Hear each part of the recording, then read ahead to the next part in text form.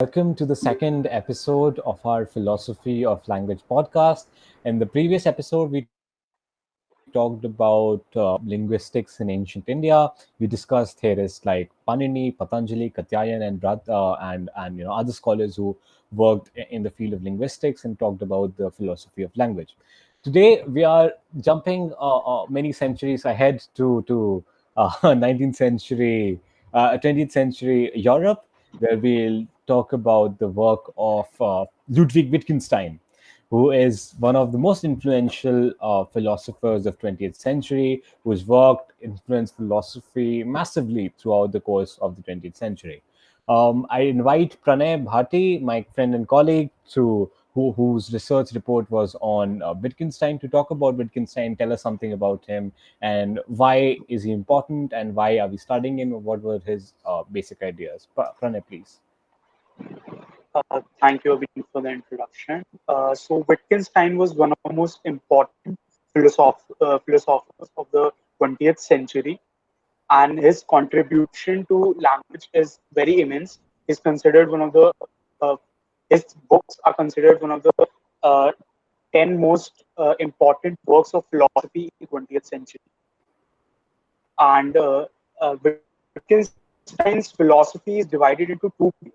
The first period, which is called the early Wittgensteins, is his thoughts developed during his early life, which are primarily exemplified in his book Tractatus Logico Philosophicus. And the later period of his life, his philosophy is called his philosophy is primarily comes from his book, which is Philosophical Investigations. The early Wittgensteins primarily focused on the logical relationship between how proportions and the real world interact with each other. He believed that language and the world, there is everything in language has a meaning in the real world.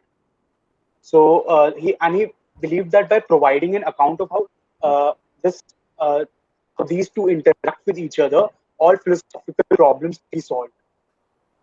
Uh, very in his later philosophy, Wittgenstein basically rejects all of the assumptions that he made in his earlier philosophy in his book, The Tractatus.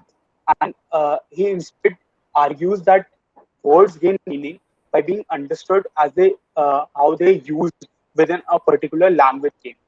For which we need to understand what is a language game. So language game is like how people uh, speak with each other using language games.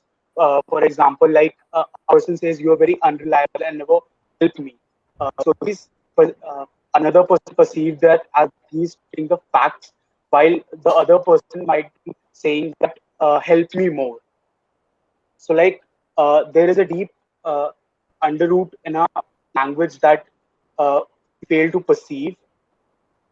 And Wittgenstein also believed that unhappiness comes into this world because we can't really tell others what we really feel. As such, the main focus of Wittgenstein in his philosophy is on how communication problems comes. So, in this podcast, we will look out how early Wittgenstein developed his philosophy and how later Wittgenstein refutes all his assumptions and forms his new philosophy. So, this podcast will be divided into these two parts. And if Abhineet has something to say on this. Yeah, of course. Thank you, Pranay. That was a very wonderful investigation. It's very wonderful, and it's very rare to see a philosopher who has only composed just two works in his life to have such huge prominence. That just tells you about the expanse of Wittgenstein's work and his intellectual fortitude. His first book, of course, Tractatus Logicus Philosophicus, which is like a groundbreaking work of philosophy, and of course his later work, which revisited the assumptions of Tractatus, was the philosophical investigation. Very, very, very aptly explained, Pranay. Of course, first our discussion would be on the early part of the Wittgenstein's career, where he composed the Tractatus Logicus Philosophicus. And for that, I'd like to call Ananya and Nitai to discuss the early Wittgenstein. Ananya and Nitai, please. Thanks, Avineet. So, Wittgenstein's early period is what we'll talk about first. So his main aim in writing the book Tractatus Logico Philosophicus is to show that the problems of philosophy can be solved by coming to a proper understanding of how language works. So he says that we can solve the problems of philosophy when we understand the logic of our language. So now this thought is still central to his philosophy and also present in his later phases. So now the thing is that his views about the logic of language differ markedly in these two phases. So he did take the logic of language as central to understanding philosophy, but his idea of logic of language was different. So if you see in the later stage, he took its basis as a repudiation of some of the earlier phases' most central themes. So his objective to solve the problems of philosophy is to show how language works. Now, philosophical problems, he said, can't be solved by empirical means, such as by looking through a telescope or a microscope or by solving or conducting experiments in a laboratory. Instead, they are conceptual and logical problems. So, therefore, they require conceptual and logical investigation. So, since antiquity, many great scholars have been trying to clarify questions of philosophy, and almost every philosopher who contributed to philosophy agrees to the importance of studying these concepts, like existence, truth, knowledge, what is a value, and so on and so forth. And this ties into to what Wittgenstein was saying, that you need to understand language first in order to understand philosophy. However, Wittgenstein runs against the thought that just by studying concepts you can clarify the entire field of philosophy. Instead, he said that the proper task of philosophy is not to engage with the issues mentioned because they involve spurious problems which arise as a result of misunderstandings. Instead, he says that it's important to make the nature of thought and talk clear. And after giving language clarity, the traditional problems of philosophy will become illusionary and therefore vanish. So his philosophy in both earlier and later stages attempts to solve the traditional philosophical problems through this method only. So he says that languages have an underlying logical structure, and this logical structure limits what can and can't be meaningfully or clearly said. So, as per him, the importance of this is that what can be said is the same as what can be taught. And therefore, since once one person has grasped the nature of language and therefore knows what can be clearly and significantly taught, one has shown the limit beyond which language and thought become nonsense. So it is this area beyond the boundaries of sense in which, according to Wittgenstein, the traditional philosophical problems arise. So, to put it more simply, if we cross the limitation of what is clear as per language or what is logical as per language, going by the rules of language which we seek to clarify, if we go beyond those limitations, there's an area of nonsensical thought, and in that area of nonsensical thought, and because of that nonsense, is what all these philosophical issues, so-called philosophical issues, arise. Right. So in one of his letters to Russell, he wrote that the main point of the Tractatus, his book, is the theory which can be expressed by propositions, or so to speak, by language.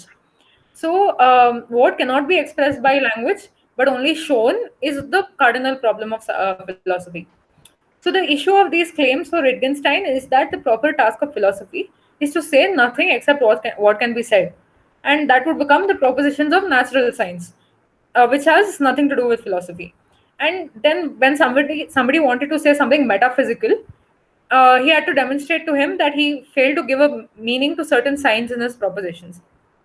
But this negative result is not the whole story.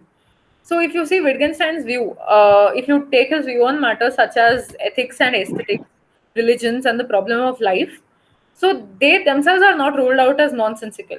They are indeed things which can be put into words, and they make themselves manifest.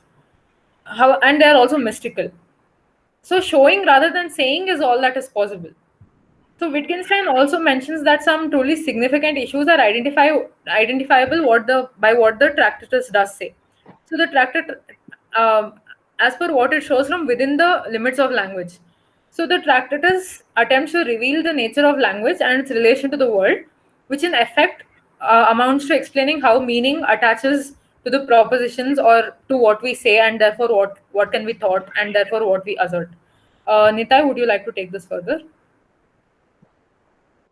Yeah, thank you.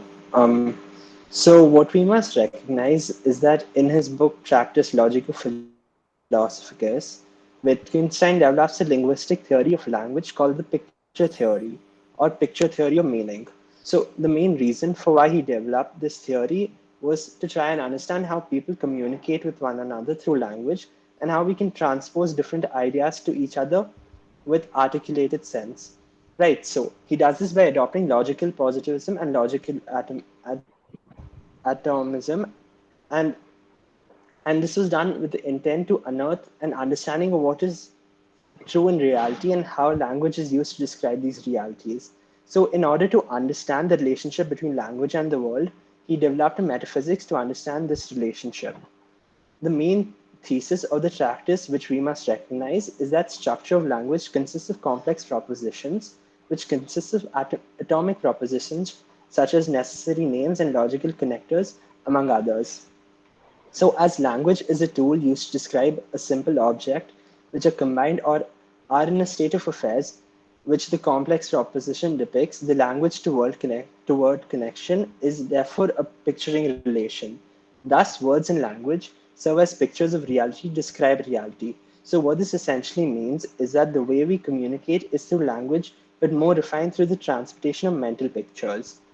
So, herein, what he's trying to say is that words trigger within us pictures of how things are in the world, which enable us to imagine pictures of facts describing something in relation with another, connects them to and helps another person to paint a picture in their mind and understand.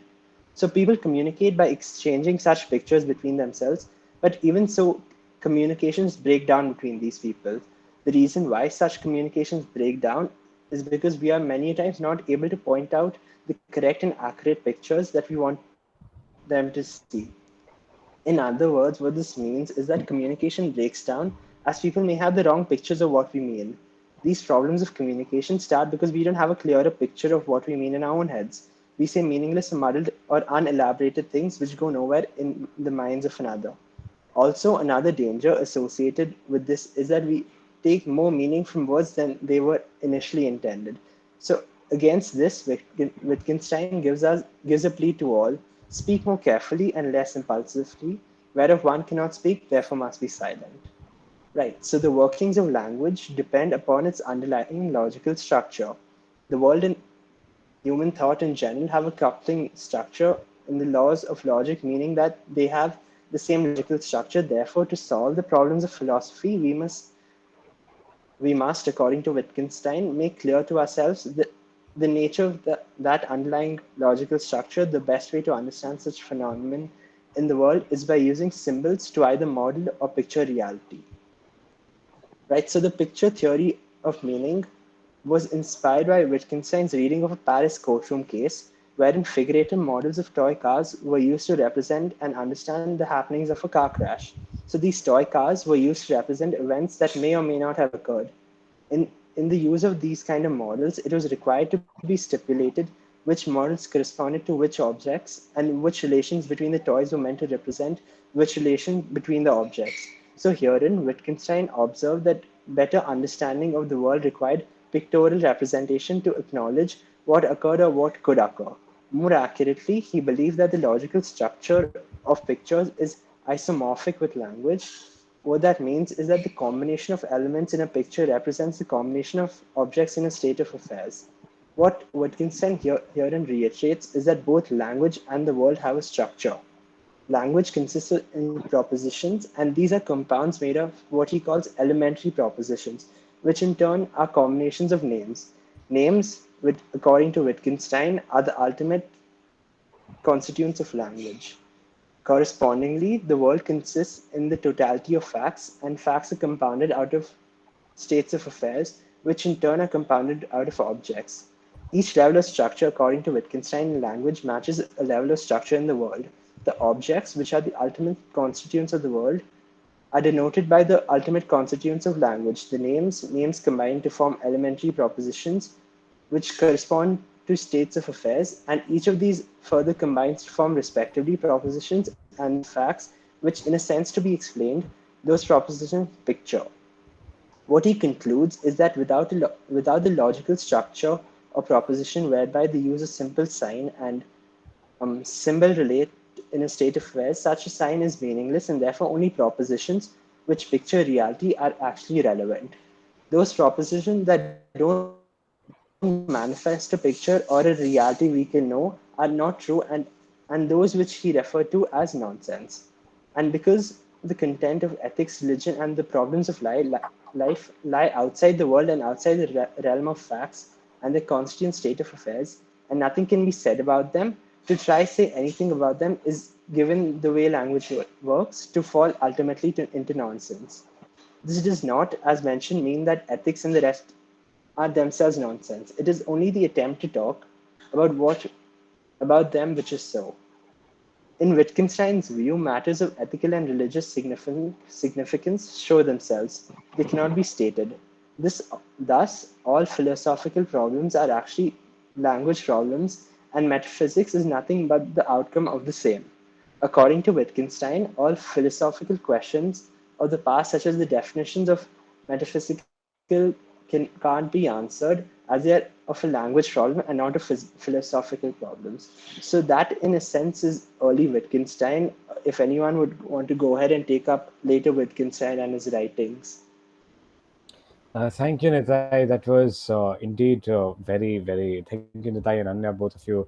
Very clearly explained what the idea of Wittgenstein in his earlier stages was. Indeed, one of the most famous words of 20th century philosophy. Whereof one cannot speak, thereof one must be silent. Of course, it is a very influential motto that logical positivists who were influenced by Wittgenstein took. Of course, Wittgenstein himself was not a logical positivist, but logical positivists in many ways took inspiration from this later work of Wittgenstein to sort of build a structure where propositions which are verifiable are only given space, and everything that is not verifiable either empirically or rationally, which lies in the realm of metaphysical speculation, is often repudiated, right?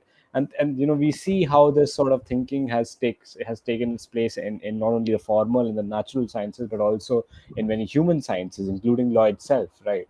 The legal positivism entirely depends upon, oh, what can be verified, whether there is a pedigree of law, and through which we can identify law. Okay, this is where it is coming from. Then we say that, oh, this is law.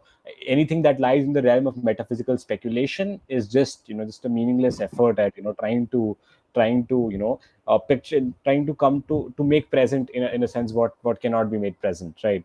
So we see how reflections of that is also observed later in Derrida's work, but for the purpose of Wittgenstein, we will limit our discussions to this aspect of show and tell, so to speak. And of course we'll see how later Wittgenstein sort of like moved away from this thought and delved into sort of a re-examination of what we are actually doing when we're using language and this entire concept of language game. I'd like to invite my friend Pranay to sort of talk to start the discussion on the later Wittgenstein. Please, Pranay. Thank you, Rini. So, the later Wittgenstein was basically the main philosophy of Wittgenstein. The earlier Wittgenstein was considered as the most important aspect of early Wittgenstein's was considered as a stepping stone because it helps him develop his later philosophy. In his later years, Wittgenstein attacked what the core doctrine of his picture theory of meaning was. He believed that it was a very oversimplification of thought and language in relation to the world. He specifically attacked its fundamental basics, which was that of logical atomism. And he also attacked the idea that words strictly get the meaning by standing for objects.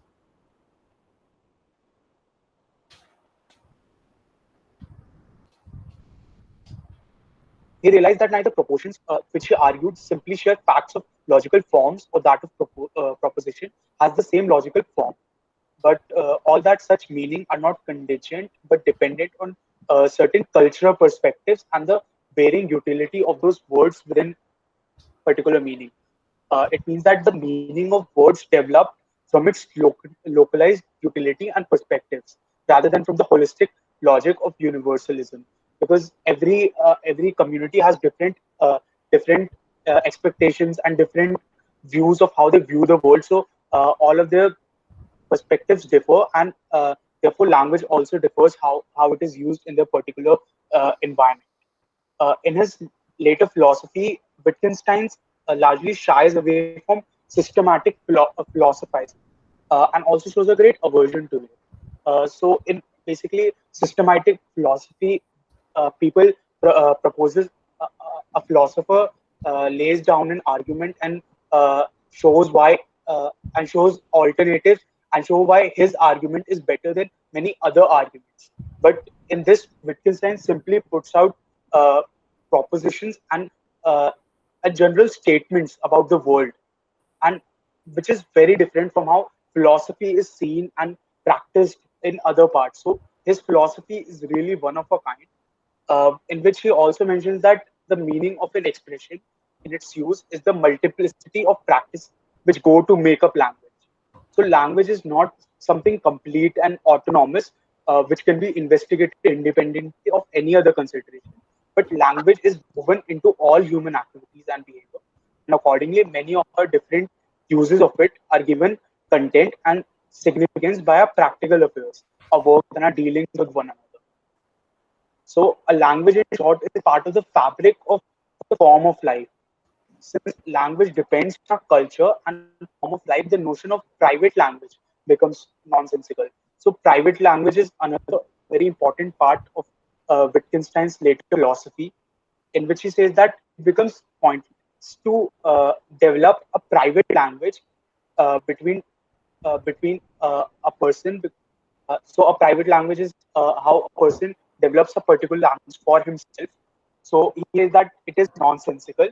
It becomes pointless because inner sensations of a person could only they could understand as uh, no criteria could be fixed for the proper use of those words.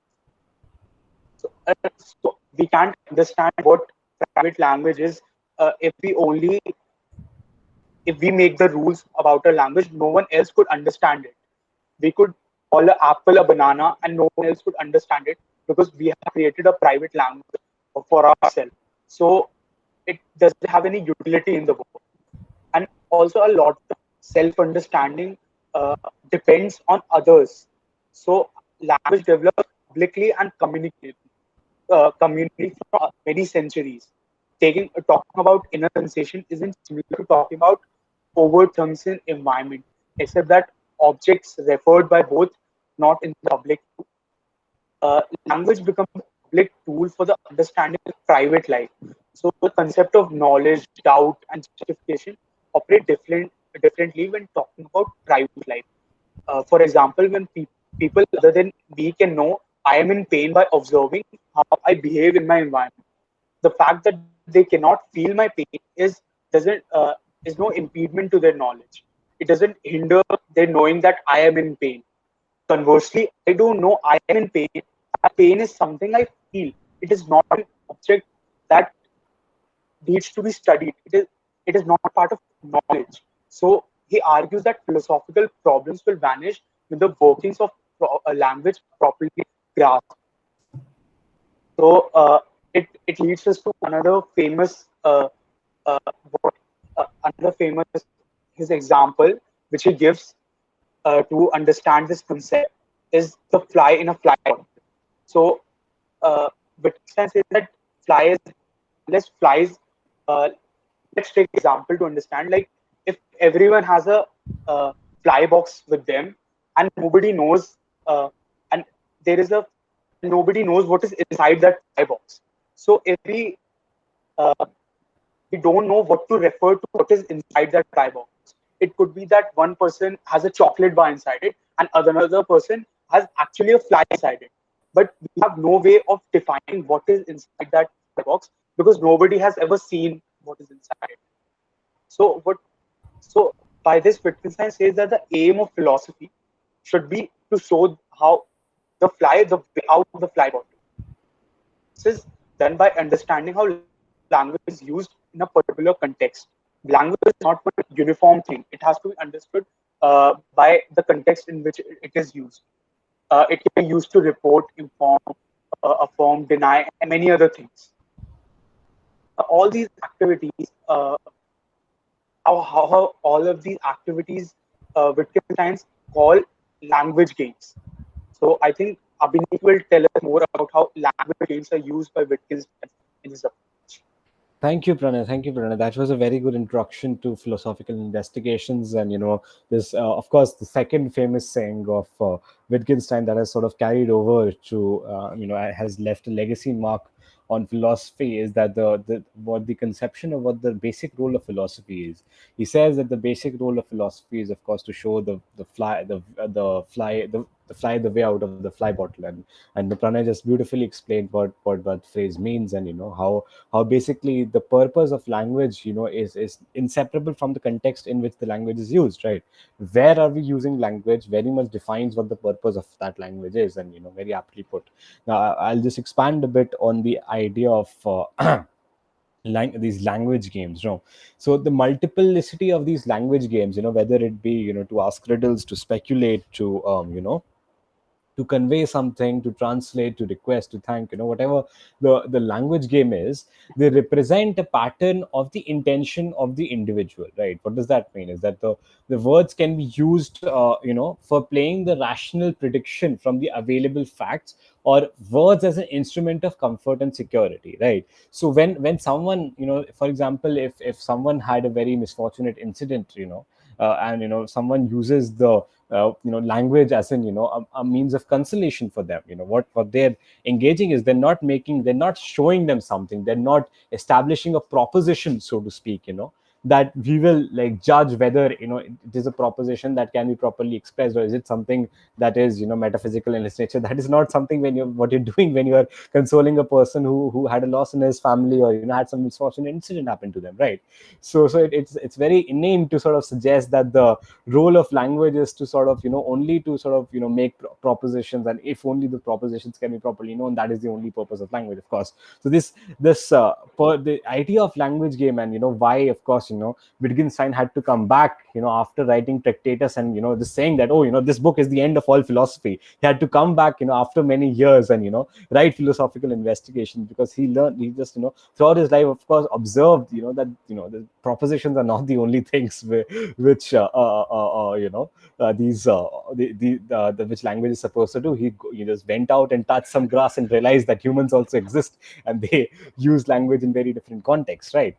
So it's very interesting, the way that he talks about the language games. Of course, misunderstandings arise when we don't understand what kind of game someone is playing, right? So this misunderstandings that arise in language is, of course, contextual in many times, right? For example, when someone is saying something, when someone is playing a language game of sarcasm, someone understands that, oh, what his thing is, that establishing a proposition, right? He's actually saying that I'm this or that or whatever, right? So this misunderstanding arises because we don't know what kind of context, what is the context of the language game that we are playing, right? So these misunderstandings are like explained away by Wittgenstein in this manner, and it's very beautiful the way that he does that. And earlier sections, as were expanded upon by Ananya, Nitai, Pranay, they what basically they did was to describe how language learning through naming and objects, which is the key argument in Tractatus, of course, is intrinsically flawed. It's not wrong to say that words name things, and people are taught the meaning of words usually by pointing out one's finger at the object name, right? That as in like the words inherently linked to something out there in the real world. But this demonstrative method cannot be fundamental relationship joining the language to the world, because in order to understand that an object is being named, that the learner should understand at least a part of the language that is already there. There's namely the language game of naming objects, right? So how do we understand the idea of naming object, whether when we don't have an a priori understanding of what what the language game of naming object itself is? What is the concept of naming things, so to speak? So and this means that a certain word might invoke an image in us, or because of memory association, say a pleasant feeling, that does not constitute the word's meaning, or one's understanding of it. What does that mean? That there are no strict definitions or certain boundaries that determine our use of words, right? There are no like iron drawn lines, this word means that, and that is wholly separable from another thing that means something else. There's no strict definition of a game, and can include all games while excluding all that are not games, right? So the relationship between all those characterized under the term games is like the relationship of the members of a family, right? There is a resemblance, but not such that a rigid name can be given to it. All these boundaries are so to speak flexible, right? So like this again goes to refute a long-standing tradition and long-standing debate that was there in philosophy between the so-called Platonists and the so-called Aristotelians, right? How, as in resemblance, the problem of particulars and the problem of resemblance can be resolved. Of course, Plato said that there is a transcendent form or an idea that is out there to which everything just corresponds, right? Aristotle said no, no, no, that is not the case. There is there is a sort of a hylomorphic understanding of these things, as in there is a core dependent homonymy, that there is a core which is sort of links together all these concepts loosely, right? But Wittgenstein goes a bit further than saying that there's no core dependent homonymy, it's just family resemblances, right? All these things that we group together, for example, all trees that are so different but we group them together, is because of a sort of a resemblance that is between them. There are of course gray areas where we cannot say whether something is a tree or not, right? For example, is an algae a tree? We don't know, because there is of course a family resemblance, but it is not so strict. There are of course areas when these strict definitions and strict boundaries that we are dividing the world into just invariably break down. And we'll see how Derrida also explored this concept of neatly dividing things into binaries, somehow at all places sort of collapse. And this is how where his idea of deconstruction take place. We'll discuss that when we discuss our episode of Derrida. Now, the purpose of these philosophical investigations that Wittgenstein undertook into the relationship is not to give an underlying theory explaining the surface features of language. He's not doing a metaphysics of language, so to speak. He's doing a sort of a different project. Instead, what Wittgenstein assert that there is nothing beneath the surface, right? It is not that there is like a meta narrative defining what language is. That he's just saying that language in its entirety just defines all meta narratives, right? So this is what it is trying to say. Therefore, philosophy should focus on how language is outwardly used and not used to develop metaphysical theories which generalize how language works, right? So yeah, in conclusion, of course, Wittgenstein it gives an very original idea about thought, and from points of view as to how language works. And many of Wittgenstein's idea like sort of become essential in unearthing and putting into light some of the essential problems that philosophy had been facing since its very conception. And we have, with the language in a sociological sense, come to its own understanding and interpretation of the truth, and how truth is in many ways contingent upon that language itself. And there is no truth of language that can be independent of language itself. So with this, I think we have come to the end of the substantive part of our episode on Wittgenstein. What a wonderful conversation! Very, very enlightening. Very, very interesting. Just over to my wonderful colleagues for closing remarks. Ananya, please go ahead.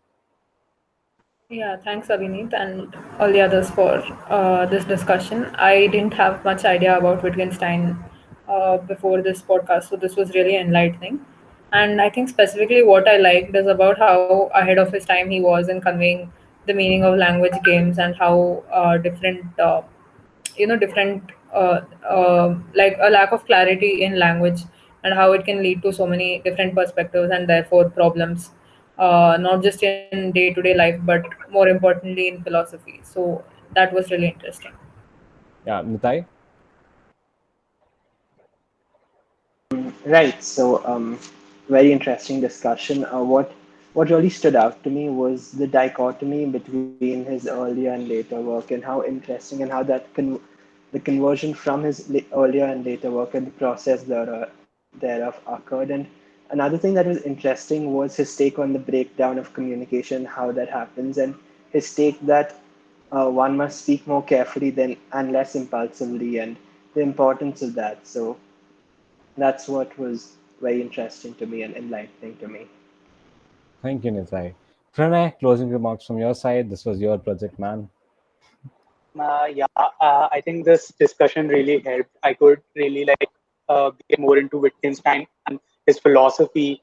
What I find most interesting, as Nitaya mentioned, the dichotomy between his earlier works and his later works, and considering how in his works uh, he talks about in his later works how social problems and his shift to how humans perceive language.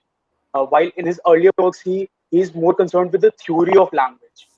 And given that Wittgenstein himself was a recluse and also had suicidal thoughts, uh, who also has like he is infamously known for how he is like walking out if he doesn't agree with anyone's views. So he himself had communication problems, and he went on to develop one of the best theories about communication and language, and his shift from the theory of language to how humans perceive language. And one more thing, like you mentioned about his famous quote that whereby one cannot speak, one must remain silent. And I just realized that how it is very misunderstood. Wittgenstein is one of the most misunderstood philosophers of all time. As we see this quote and think that we should like only speak when it is necessary. But if we read Wittgenstein, we understand that it means that some things can be said while others cannot be said, and like the metaphysical, that which cannot be said, should remain unspoken, and it is a language problem. It's not how it cannot be expressed in the language, and so we should remain silent. And when we can speak, like developing a picture in someone's mind, we should speak.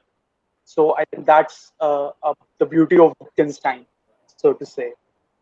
Very, very, So very really, enlightening and very thoughtful, Pranay. Thank you very much. Thank you, everyone, for this wonderful, wonderful episode on Wittgenstein. Our next episode is, of course, we'll be delving into structuralism and the philosophy of Ferdinand de Saussure. Until then, a very good evening to everyone. Thank you.